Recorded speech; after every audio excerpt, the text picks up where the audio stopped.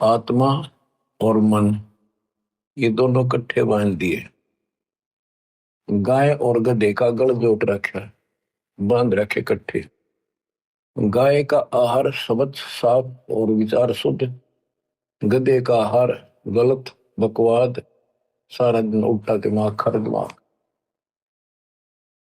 तो इस प्रकार गधे और गाय को एक खुट्टा बांध दिया, एक ही गले से बांध दिया। गधा अपने और खींचता है, आत्मा निर्बल हो चुकी है,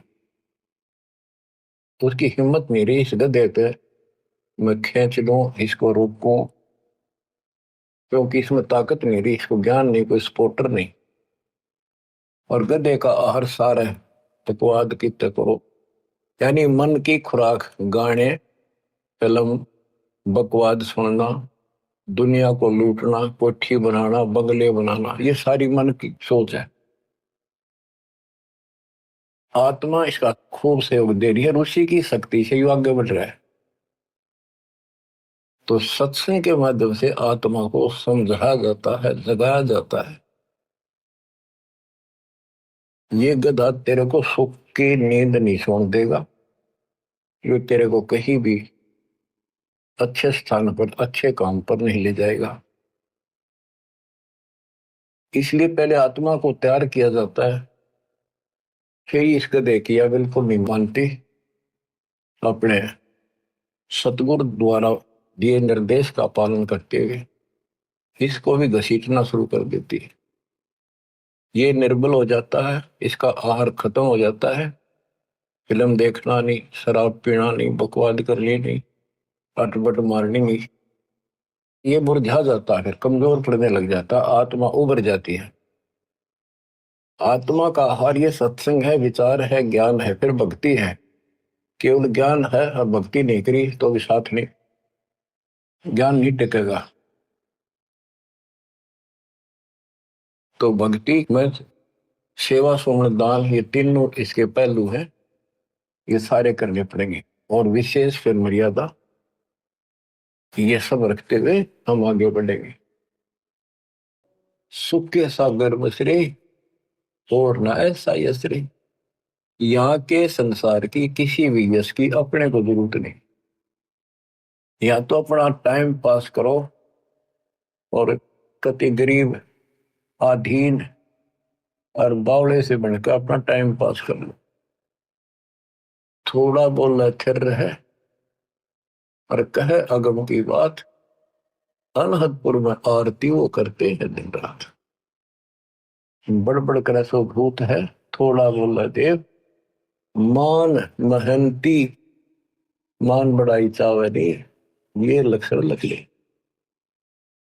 बड़बड़ करे सो भूत है, थोड़ा बोला देव, अच्छी आत्मा ज्यादा नहीं बोलती होती, और मान बड़ाई चावे नहीं, ये साधु के लक्षण है। ये संत सुखी मन देती हो। सुरपति दुखिया, भूपति दुखिया, रंक दुखी बपरीती हो। रंक निर्धन तो स्वाभाविक दुखी, उस पर सारे दुख आया करे। निर्धन क्यों हुआ कि पिछले जन्म में कोई दान धर्म कराया नहीं फिर, और वो निर्धन चलो पढ़ा रही तो भौतिक धन से निर्धन भी है, जब उसकी यह बात समझ में आ जाए, परमात्मा नए लेख लिख देता है।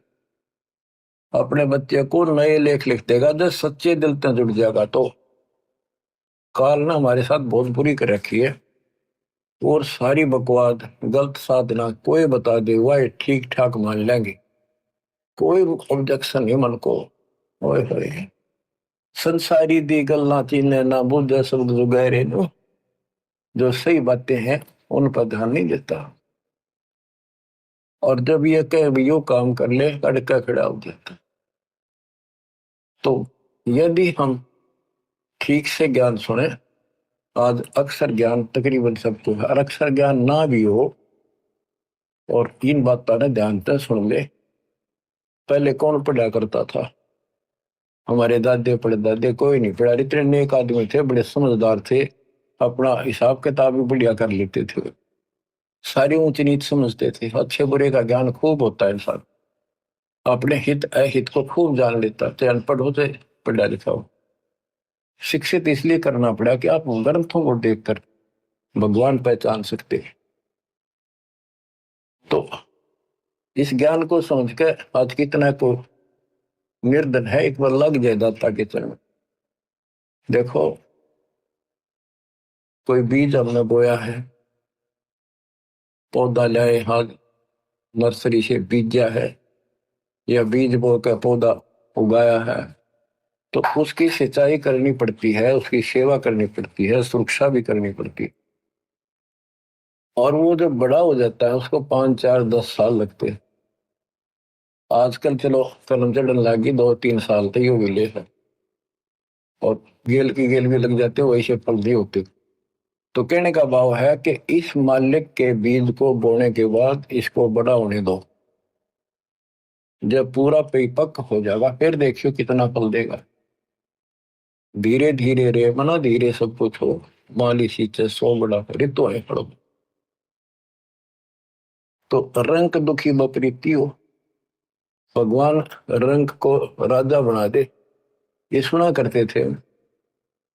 लेकिन हमने राजा नहीं बनना, हमने तो कति ईसा रहना है।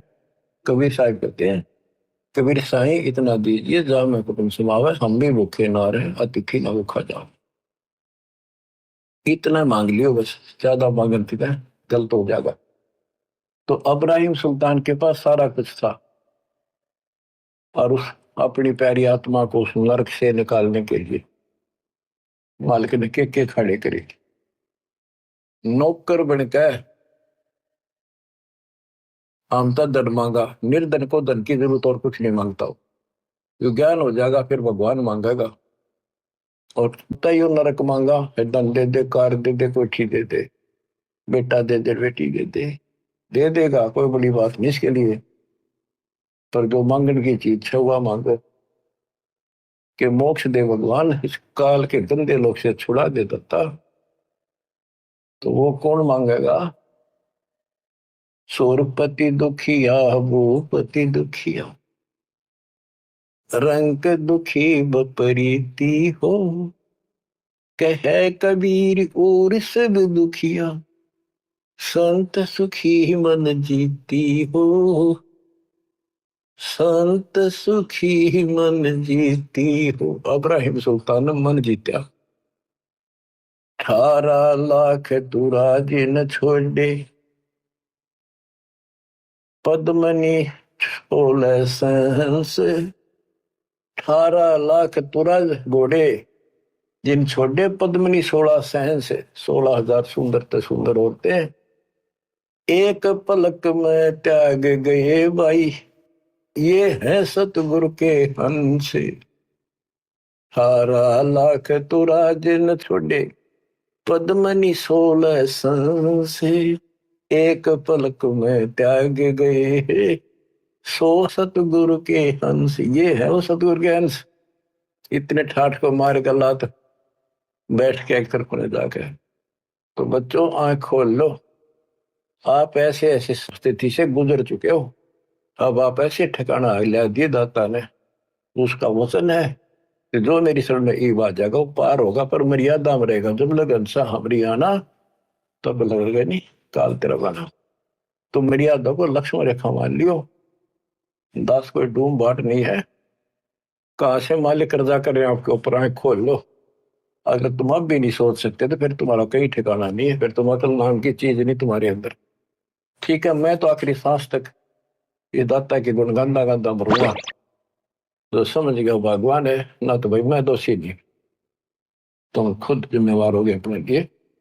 आशा करता हूं दास के इस प्रयत्न को सफल करो, इस गंदे लोग से निकलने के लिए कति कुर्बान हो जाओ। बोल जाओ या 1 सेकंड का भरोसा निकल के बिजली गिर जाए, और इस पर मूर्ख बना के बैठा रखे हो। पर इतना है, अब मालिक की शरण में रहो, फिर सारे मौजिया भी देगा, यही सतलोक बना देगा आपको। पर अंतःकरण से मालिक को भूलना पड़े, मर्यादा का पालन करो, मालिक आपको मोक्ष दे। सत्संग।